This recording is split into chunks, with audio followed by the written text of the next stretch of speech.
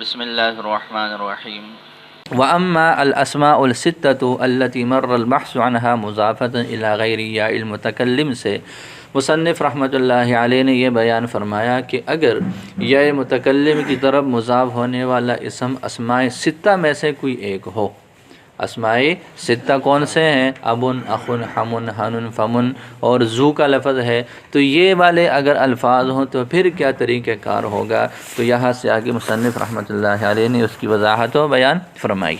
اسماء ستہ کی بحث اضافت کی یہ پہلے گزر چکی ہے، لیکن وہ صورت تھی جب وہ یا متکلم کے علاوہ کی طرف مضاف ہو، یا متکلم کے علاوہ کی طرف مضاف ہو۔ تو اب لوگوں نے پڑھ لیا ہے کہ اس کی حالت رفیع لفظی الف کے ساتھ جیسے اخا کا، ہذا واو کے ساتھ جیسے ہذا اخو کا، حالت نسبی جو ہے وہ لفظی الف کے ساتھ جیسے رأیت اخا کا، اور حالت جری جو ہے وہ سب کی کس کے ساتھ ہے؟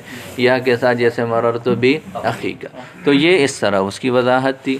لیکن اگر یہ مضاف ہو رہے ہوں کس کی طرف ہو؟ اسماء ستہ جو ہے وہ مضاف ہو رہا ہے یا متکلم کی طرف، تو پھر جو ہے وہ کیا طریقہ کار ہے، تو اس کی وضاحت آگے ذکر کی ہے۔ وَأَمَّا الْأَسْمَاءُ السِّتَّةُ، بہرحال اسماء ستہ، اسماء ستہ کی بحث تو گزر چکی ہے، پھر دوبارہ ذکر کرنے کی کیا ضرورت؟ تو فرماتے ہیں الَّتِي مَرَّ الْبَحْثُ عَنْهَا مُضَافَةً إِلَى غَيْرِ يَاءِ الْمُتَكَلِّمِ، جن کی بحث گزر چکی یا متکلم کے علاوہ کی طرف مضاف ہونے کی، وہاں جو اضافت ان کے احوال گزرے ہیں وہ یا متکلم کے علاوہ کی طرف ہے، یہاں یا متکلم کے احکامات کا بیان ہے۔ تو سب سے پہلے اسماء ستہ میں سے پہلے دو کو لیا ہے، ابن اور اخن کو۔ کس کو لیا ہے؟ تو فرماتے ہیں کہ یوں کہا جائے گا فَأَبِي وَأَخِي، فَأَبِي وَأَخِي۔ اما الاسماء الستہ اذا اضیف الی یا المتکلم، یہ جو ہے وہ شرط ہے، فَأَخِي وَأَبِي یہ اس کے لیے جزا ہے۔ یہ پورا جملہ ہے کہ فَالْحَالُ فِي أَخٍ وَأَبٍ مِنْهَا أَنْ يُقَالَ أَخِي وَأَبِي، یہ پورا جملہ مل کر جو ہے وہ ماقبل کے لیے جزا ہے۔ اس طرح کی ترکیب آپ پہلے پڑھ چکے ہیں۔ تو کیا کہا جائے گا؟ اخی اور ابی کہا جائے گا۔ اخی اور ابی سے کیا مراد ہے؟ اخی اور ابی اس کی اصل آپ لوگ پڑھ چکے ہو کہ یہ محذوفۃ الاعجاز ہے، یہ محذوفۃ ان کا آخری حرف جو ہے وہ حذف شدہ ہے۔ اصل میں کیا تھے؟ اخون اور ابون۔ تو جو آخر میں واو ہے اس کو لوٹایا نہیں جائے گا، بلکہ اس کے لوٹائے بغیر ہی اس اب اور اخ کی یا متکلم کی طرف اضافت ہو جائے گی۔ یوں اس کا طریقہ کار ہوگا۔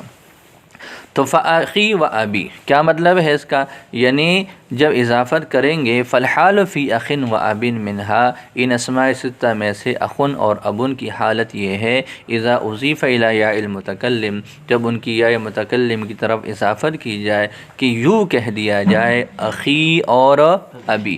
یہ ایسے ہی ہے جیسے یدی اور دمی، یدن اور دمن یہ بھی محذوفۃ الاعجاز ہیں، ان کے آخری حرف جو ہے وہ حذف ہے۔ یا متکلم کی طرف اضافت کے وقت ان کو بھی نہیں لوٹایا جاتا۔ تو جیسے یدی اور دمی ہے بلا رد المحذوف، محذوف کے رد کے بغیر، اس وجہ سے اس کو نسیم منسین بنانے کی وجہ سے کہ جی بالکل ایسے ہیں جیسے یہ ہے ہی نہیں، ایسے ہیں جیسے ان کے آخر میں واو ہے ہی نہیں، بس یہی حمزہ ہے اور با ہے، اور حمزہ ہے اور اخ ان کے کلمات ہے، تو لہذا اخی اور ابی کہا جائے گا۔ امام مبرد یہ فرماتے ہیں کہ جی ایسے کریں گے کہ جو آخر میں واو ہے اس کو لوٹایا جائے گا، اس کو لوٹایا جائے گا، اور وہ واو ہے، پھر جب لوٹائیں گے تو پھر وہی ترتیب ہو جائے گی کہ واو اور یا ایک ساتھ جمع ہو جائیں گے، واو اور یا ایک ساتھ جمع ہو جائیں گے۔ پہلا ان میں ساکن ہوگا تو واو کو یا سے بدل لیں گے، اور پھر کیا کر لیں گے؟ یا کا یا میں ادغام کر لیں گے۔ یہ امام مبرد نے یہ صورت بھی جائز قرار دی ہے۔ تو گویا کہ امام مبرد نے اخیہ اور ابیہ کی بھی صورت جائز قرار دی ہے۔ تو اجاز المبرد فیہما، مبرد نے ان دونوں میں جائز قرار دیا ہے، اخیہ اور ابی۔ اخیہ اور ابیہ سے کیا مراد ہے؟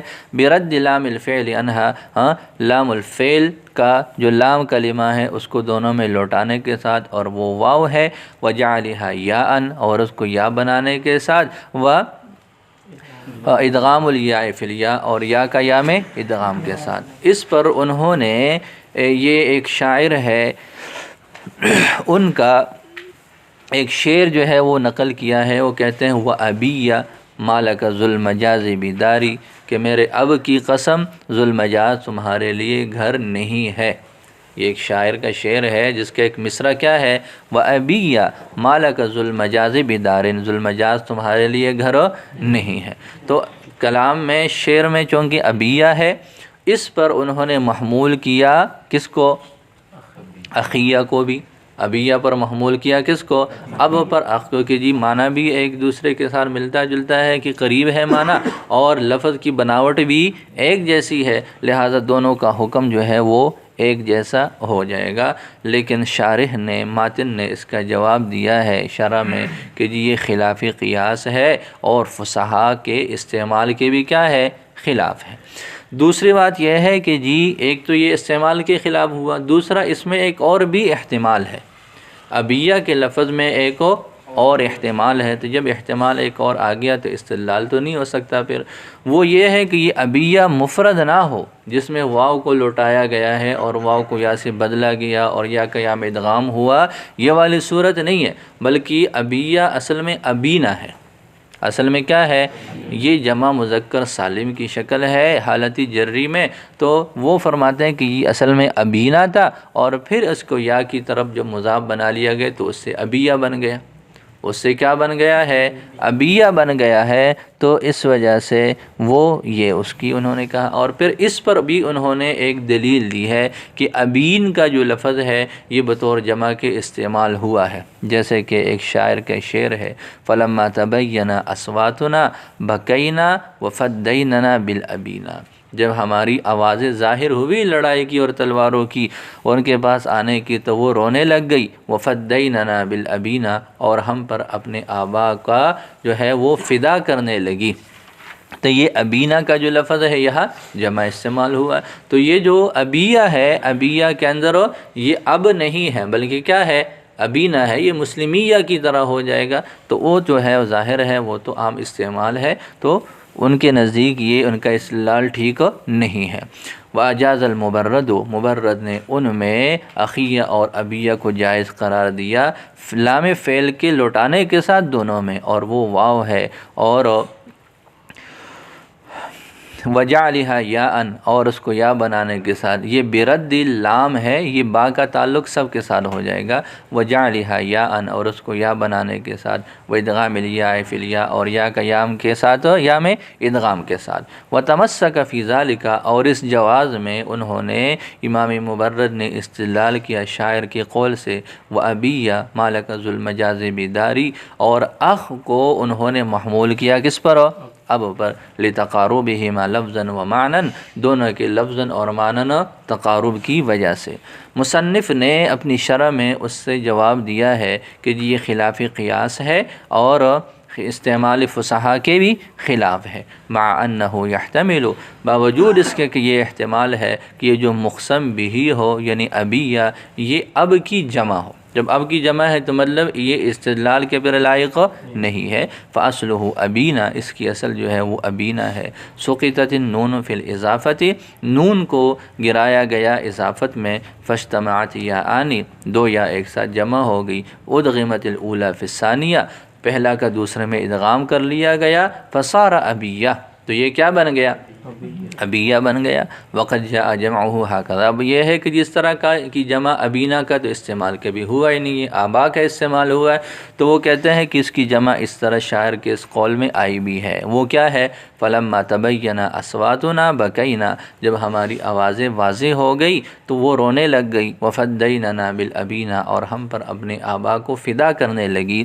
تو یہ اس کا ترجمہ کے ذکر کیا، لما سمعنا وعلمنا اصواتنا، جب انہوں نے سن لیے ہماری آوازوں کو اور جان گئی تو بکینا، رونے لگ گئی، وقلنا لنا، اور ہم سے کہا ان عورتوں نے، آباؤنا فداؤکم، کہ ہمارے آبا تمہارے اوپر کیا ہو، فدا ہو۔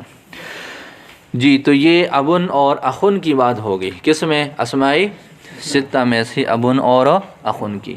آگے دو لفظ اور ذکر کیا ہے، حمن اور حنن، کیا ہے، حمن اور حنن، حم کا لفظ اور حن کا لفظ آپ لوگ جو ہے وہ پڑھ چکے ہو، تو فرماتے ہیں کہ ایک عورت، یہ چونکہ عورت کی طرف، عورت کے جو رشتہ دار ہوتے ہیں شوہر کی طرف سے، جیسے دیور ہے، یہ رشتہ خاص ہے عورت کے لیے، تو عورت ہی دیور کہتی ہے، تو اس وجہ سے وہ کیا کہے گی؟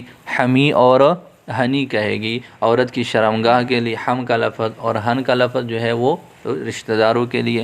تو فرماتے ہیں کہ وَتَقُولُ اَيْ اِمْرَأَةٌ قَائِلَةٌ، اس لیے کہ یہ کہنے والی کون ہوگی؟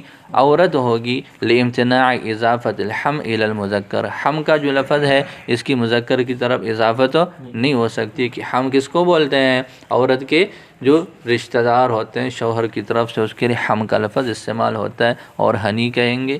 اس میں بھی یہ بھی ہم ون اور ہن ون ہے، اب ون کی طرح یہ بھی کیا ہے؟ یہ محذوفۃ الاعجاز ہے، ان کے آخر میں واو محذوف ہے، تو یہاں پر بھی اضافت الی یا المتکلم میں جو آخری حرف ہے اس کو واپس نہیں لایا جائے گا۔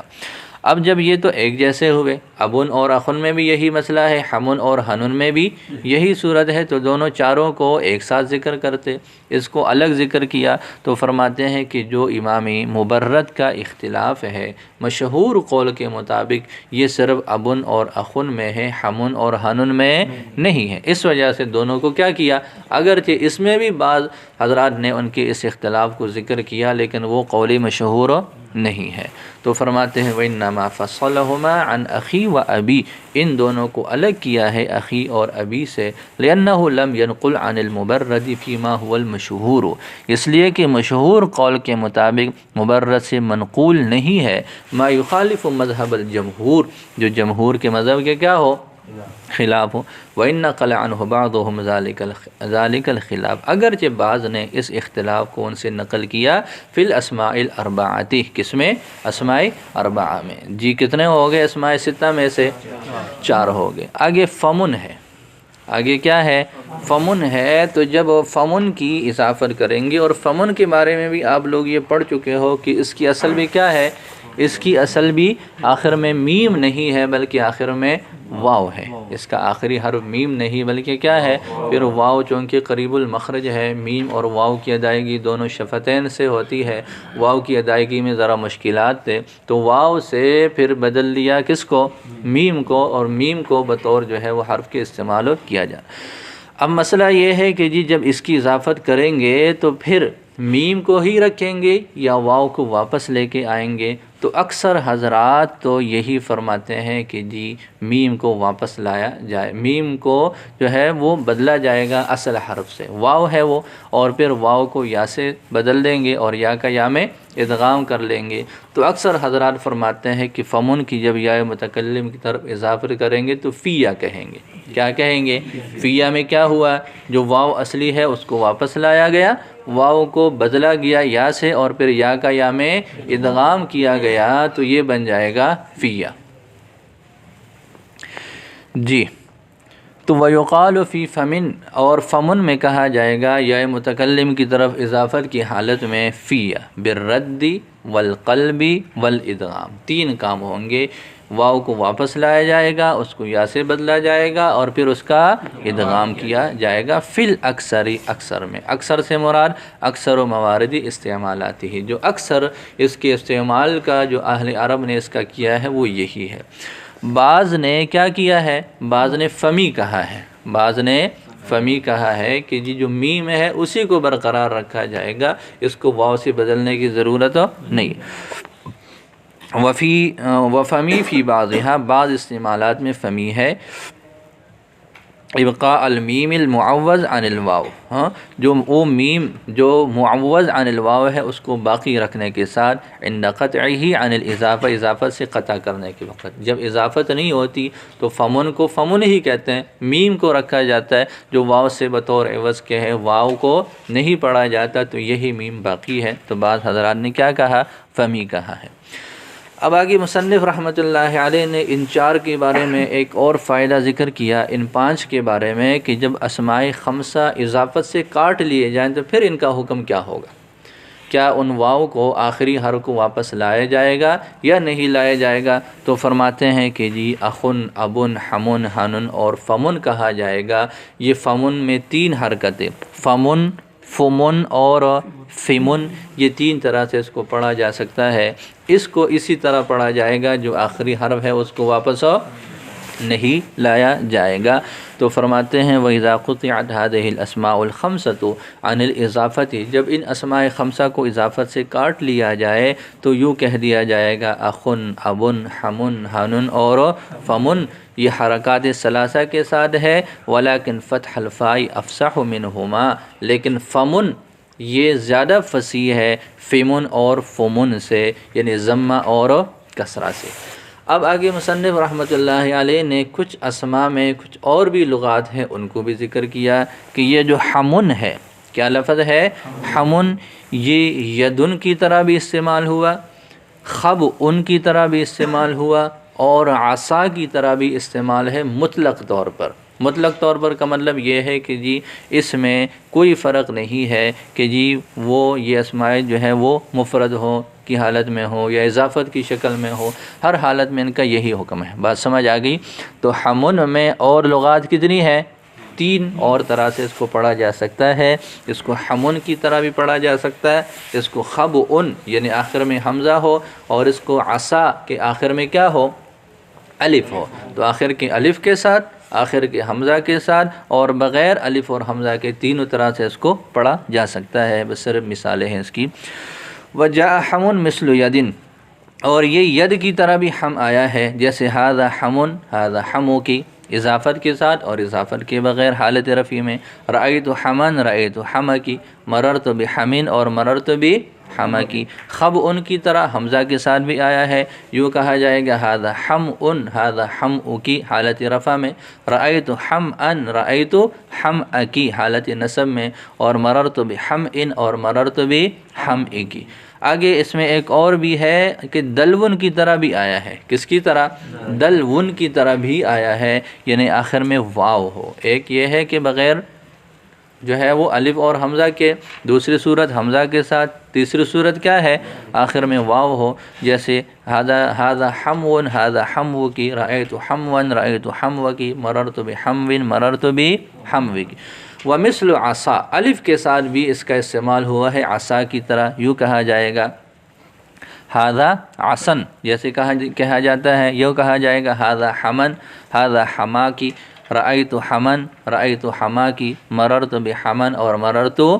مطلق طور پر یعنی حمن کا جائز ہونا ان اسماء اربعہ کی طرح ہے، مطلق طور پر بغیر مقید کیے افراد یا اضافت کی حالت کے ساتھ۔ تو فرماتے ہیں کہ بل تجیء هذه الوجوہ فیہ، بلکہ اس کے اندر یہ وجوہ آ رہی ہے فی کل من حالتي الافراد والاضافہ، افراد اور اضافت دونوں حالتوں میں۔ آگے حنن کے بارے میں کہہ رہے ہیں کہ جی یہ حنن یدن کی طرح آیا ہے۔ کس کی طرح آیا ہے؟ یدن کی طرح افراد کی حالت میں اور اضافت کی حالت میں، یوں کہہ دیا جائے گا ھذا حنن، رأیت حنن، مررت بحنن، اور ھذا حنو کی، رأیت حنا کی اور مررت بحنا کی۔ تو یہ حنن کا ترجمہ ہم نے جو ہے وہ پڑھ لیا کہ عورت کے لیے جو شرمگاہ ہے اس کے لیے اس کا استعمال ہوتا ہے، اور حمن کا اطلاق کس کے لیے ہوتا ہے؟ جو عورت کے رشتہ دار ہیں شوہر کی طرف سے۔ اسماء ستہ میں سے 5 ہو گئے، آگے ذو ہے۔ آگے کیا ہے؟ ذو ہے۔ تو ذو یہ ضمیر کی طرف مضاف نہیں ہو سکتا، ذو کی اضافت ضمیر کی طرف نہیں ہو سکتی، اس لیے کہ یہ جو ذو ہے اس کو کیوں بنایا گیا ہے؟ اس کی وجہ اس لیے ہے کہ اسم جنس کو بطور صفت کے لایا جائے، کسی بھی چیز کے لیے اسم جنس کو بطور صفت کے لایا جاتا ہے، اس کے ساتھ ذو کا استعمال ہوتا ہے، یہ اس کے بغیر استعمال نہیں ہو سکتا۔ تو یہ ضمیر کی طرف بھی اس کی اضافت نہیں ہو سکے گی۔ وذو لا یضاف الی مضمر، ذو یہ مضمر کی طرف مضاف نہیں ہو سکتا، اس لیے کہ اس کو وسیلے کے طور پر وضع کیا گیا ہے اسماء اجناس کے ساتھ وصف لانے کے لیے، اور ضمیر وہ لیس باسم جنس، یہ اسم جنس۔ اب اس پر اعتراض ہوگا کہ انما یعرف ذا الفضل من الناس ذووہ سے، کہ یہاں تو ذو ہو ضمیر کی طرف مضاف ہے، تو فرماتے ہیں کہ جی یہ شاذ ہے۔ یہ کیا ہے؟ وقد اضیف الیہ علی سبیل الشذوذ، ضمیر کی طرف یہ بطور شذوذ کے بھی مضاف ہوا ہے، جیسے شاعر کا قول ہے کہ ذو الفضل، لوگوں میں سے فضل والے کو ذوو ہو، فضل والے اصحاب فضل ہی جانتے ہیں۔ تو آگے فرماتے کہ جی مضمر کی جگہ اگر یوں کہہ رہے تھے کہ جی اس میں جنس کے علاوہ کسی طرف مضاف ہی نہیں ہوتے، یوں کہہ دیتے تو سب کو بات شامل ہو جاتی اور اس میں جنس کے علاوہ سب کی نفی ہوتی۔ تو فرماتے کہ چونکہ یہ خاص احکامات ضمیر کے چل رہے ہیں، اس وجہ سے یہاں پر یوں نہیں کہا کہ اس میں جنس کے علاوہ کسی کی طرف مضاف نہیں ہوتا، بلکہ کیا فرمایا؟ ضمیر کی طرف مضاف نہیں ہوتا۔ ولو قیلا، اور اگر یوں کہہ دیا جاتا کہ لا یضاف الی غیر اسم الجنس، کہ اسم الجنس کے علاوہ کی طرف مضاف نہیں ہوتا، تو لکانہ اشمل، تو یہ زیادہ بات شامل اور عام ہوتی۔ وکأنہ، جواب، وکأنہ خص المضمر بذکر، گویا کہ ماتن اور مصنف نے ضمیر کو خاص کیا ذکر کے ساتھ، لأنہ کان لبعض تلک الاسماء، اس لیے کہ ان اسماء کے لیے ایک خاص حکم تھا یا متکلم کی طرف اضافت کے وقت، فنفا اضافتہ الی المضمر مطلقاً، تو لہٰذا مطلقاً ضمیر کی طرف اس کی اضافت کی نفی کی، لاختصاصی ہی، اس کے خاص ہونے کی وجہ سے، بحکم خاص، ایک خاص حکم کے ساتھ اس کی طرف اضافت کے اعتبار سے، باقی بغیر اضافت کے کبھی بھی استعمال نہیں ہو سکتا، اس لیے کہ اس کی وجہ ہی یہی ہے کہ اس کو اس میں جنس کے لیے بطور صفت کے جو ہے وہ استعمال کر لیا جائے، تو یہ اس کے ساتھ ہی استعمال ہوگا۔ لأن جعلہ وصوۃ الی اجناس، الی اسماء الاجناس، اس لیے کہ اس کو اسماء اجناس کے لیے بطور وسیلے کے بنانا یہ ہو ہی نہیں سکتا، الا باضافتہ الیہا، مگر اس اسم جنس کی طرف اضافت کے ساتھ، اس وجہ سے اس کا اضافت کے ساتھ ہی استعمال ہونا یہ کیا ہے؟ یہ ضروری ہے۔